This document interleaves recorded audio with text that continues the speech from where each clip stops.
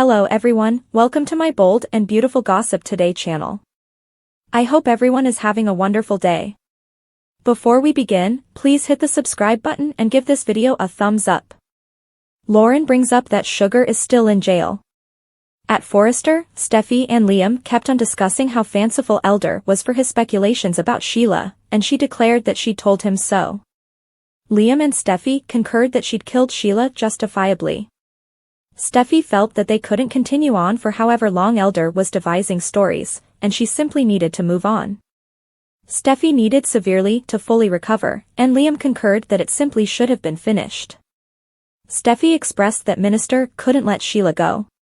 Liam said he'd typically encourage her to give Elder a little room to breathe, however it was unsatisfactory that Sinister's activities were harming Steffy.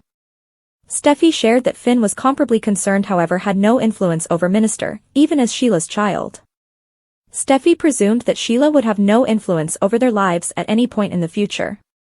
It felt quite a bit better to Steffy to say it, and Liam conceded he could relate. Steffy expressed that Sheila had some way or another kept away from equity until the night Steffy had shielded herself with the blade. That's what Liam answered. Without precedent for a very long time, Steffy could unwind and not investigate her shoulder. Steffy repeated that Elder was a simpleton assuming he thought Sheila was alive. Steffy chose not to burn through Liam's time by discussing Sheila. Liam expressed that he was happy to converse with her whenever.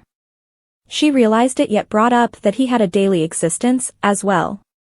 He answered that his needs were his little girls, and Steffy turned out to be one of their moms. He made sense of that he was looking to turn into the best man and father he could be. Steffy let Liam know that he was staggering as he was, yet he called her one-sided. He reviewed that they'd been very close and savagely infatuated. He expressed that an affection like that didn't simply bite the dust. At the Precipice House, Trust informed Finn that Sinister's thoughts concerning Sheila were past unusual, yet she considered how Finn would feel if, despite everything, Elder was correct about Sheila. Finn expressed that Sheila had accompanied a ton of stuff, and he shouldn't have any sentiments whatsoever for her. He conceded that he had felt an association, one that he'd never perceived. To the extent that whether he needed Sheila dead, cut to death by his better half, the response was no. Finn asked assuming he sounded insane and for what reason he wasn't recently feeling better that Sheila was gone. It wasn't like Sheila had been a major part of his life, and he'd been raised by astounding guardians.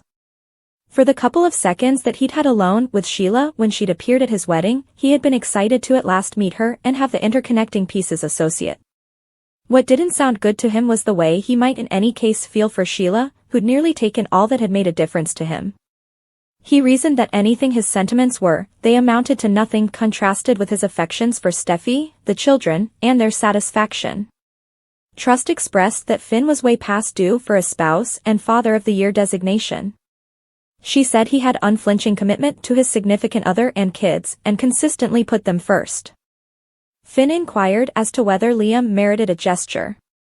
Trust concluded Liam could have it for Father of the Year, however expectation was designating Finn for Spouse and Father of the Year. Finn was happy he and Liam weren't in contest. Trust speculated Finn adored it. Being hitched to Steffy? No doubt.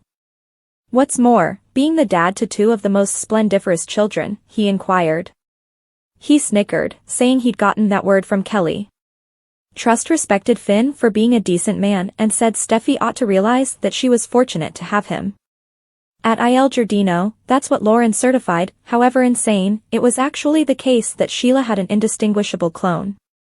Elder presumed that it implied he wasn't insane for seeing Sheila's face, but the body had 10 toes. Sinister addressed how it was conceivable. Lauren called it awe-inspiring. Lauren expressed that the bad dream of Sheila had started with her, and she'd been glad that it had finished with Steffy. He answered that perhaps it hadn't, and he requested to hear all she had some awareness of Sheila and Sugar. Sinister figured it was difficult for Lauren to remember things. He definitely hadn't seen the Sugar thing coming, and Sheila had said nothing regarding it. Lauren didn't have the foggiest idea for what reason he'd allow a lady to like Sheila into his life. Elder wasn't completely certain either, however it had worked out, leaving him with another Sheila secret to settle. Lauren related the historical backdrop of Sheila and Sugar, for whom Sheila had vowed to get a medical procedure. After the pair had come to South America, Sheila had gotten the specialist to make Sugar closely resemble Sheila. Lauren said Sheila had been pleased with pulling it off. Sinister, who'd whenever thought he'd been insane, was persuaded that the incinerated body had been Sugar's. Afterward, Lauren let Elder know that Sugar had nearly pulled off going after Lauren's child and outlining Sheila. Elder asked how Sugar had gotten busted. Lauren reviewed that it hadn't sounded good to her that Sheila would go after Scotty, whom Sheila had adored. Lauren had visited Sheila after she'd been captured, and Lauren had seen that Sheila, who'd had a serious lower leg injury, hadn't been limping. The police had affirmed that the fingerprints hadn't coordinated, and Sugar had admitted to doing it as vengeance on Sheila, who'd taken Sugar's face and opportunity. Sinister presumed that Sugar had it out for Sheila, yet Lauren noticed that despite the fact that Sugar couldn't imagine anything better than to seek retribution, Sugar was still in jail for her wrongdoings. Unless... Elder answered. He asked what Sugar's genuine name was, and Lauren said it was Janet Weber. He figured he needed to realize all he could about her. As Lauren arranged to leave, she trusted Sinister was off base, and it truly had been Sheila who'd been incinerated. Lauren left, and Sinister took a gander at the image of Sheila on the PC once more. He asked Sheila what had befallen her. The intense and the wonderful spoilers and updates bother Brooke Logan, Catherine Kelly Lang, been MIA for some time, however she's getting back in the game with some fascinating story advancements. Picture this, Trust Logan, Annika Noel, shocks Brooke with cute previews from Beth Spencer's, Jordan Lynn Ariza, remarkable zoo experience with her folks. Prepare yourself for the show that is going to unfurl. The intense and the lovely spoilers, the family's zoo excursion gives grandmother Brooke a thought.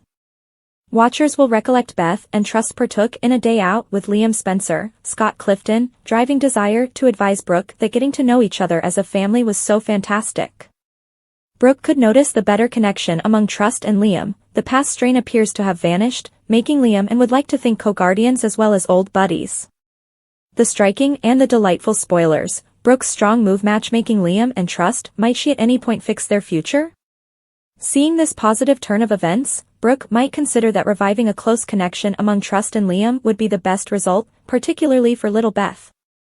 With Thomas Forrester, Matthew Atkinson, at long last out of the situation, Brooke's good faith for Liam and Trust's get-together is taking off. She could try and catch looks at their cozy minutes firsthand. As a relentless backer for Elope, Brooke could without much of a stretch choose to exceed everyone's expectations to bring them considerably closer by expecting a remarriage. B&B spoilers, Brooke Logan may be on a matchmaking mission. Brooke not set in stone to play Cupid and assist Liam and Trust with finding their direction back to one another. She's constantly felt Elope were fate, similar to her and Edge Forrester, Torsten K.